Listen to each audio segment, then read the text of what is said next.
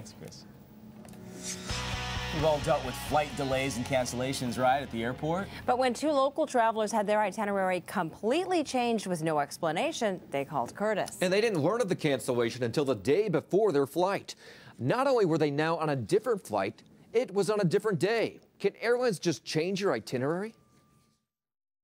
Oh, it's depressing. Miriam DeJean Jett escaped the wrath of Hurricane Katrina, but her New Orleans home did not. That's the mildew in the house.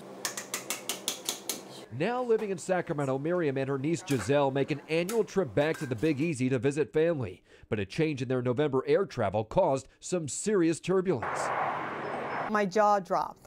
The pair booked a red-eye Delta flight out of Oakland 3 months in advance. The day before the flight, Giselle got an email saying she had a new flight that took off the next morning.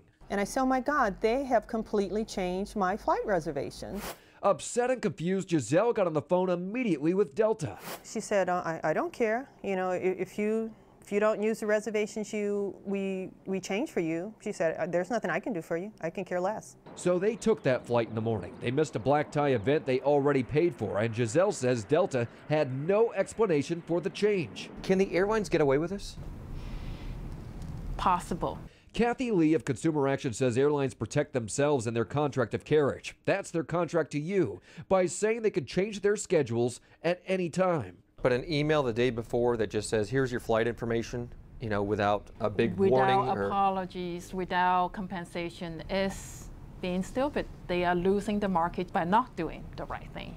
Giselle wrote a letter to Delta asking for a full refund. They sent her an apology letter and 2 $100 vouchers. Where can you go on Delta for $100?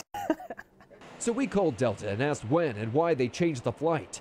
Delta sent us an email saying they decided to stop flying that red-eye in September. The airline says they tried calling Giselle but got no answer, so they emailed her, although they wouldn't say how long before her departure day. Delta says the email she got the day before the flight was a reminder email. Giselle insists that was the first notification she got. Delta threw in extra $50 vouchers for Giselle and Miriam, but they are not pleased. I do not want to travel on Delta ever again. If I have to pay a premium to travel on another airline, I will. Well, if your flight is ever canceled and rebooked and you choose not to take that flight, you can get a refund. Really, what have we learned here?